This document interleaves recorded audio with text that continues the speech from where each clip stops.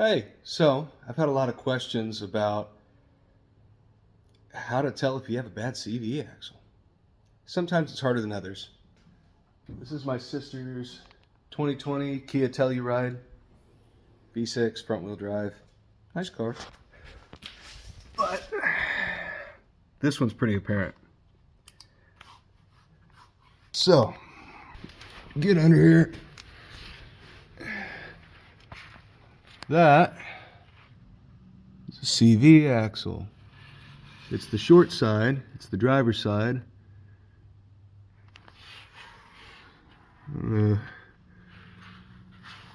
Front wheel drive, sideways mount engine. This is the passenger side. Here's the inner axle, inner part of the passenger side. There's the carrier bearing. There's the boot that's been slinging grease everywhere. Cleaned it up a little bit last time. And that is the axle. So, without spinning the axle and listening to it with a stethoscope or anything like that, what you can do is you can lift the car up, and so what the CV joint actually is kind of like a ball and socket kind of deal. It's kind of like a U-joint.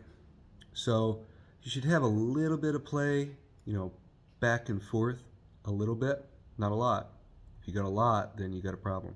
But you should have no play up and down, right?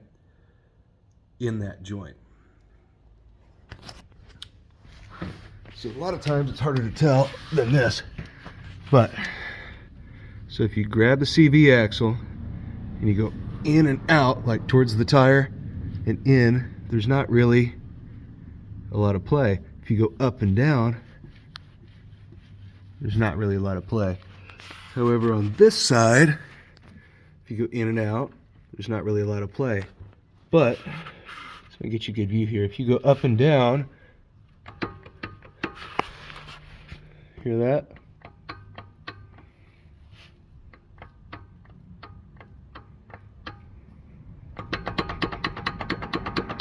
It should not sound like that when you jiggle it.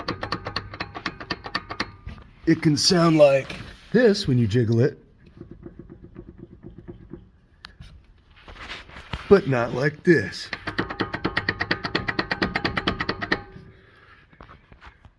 That's bad, and it's time for a CV axle. That'll be another video. Have a good day.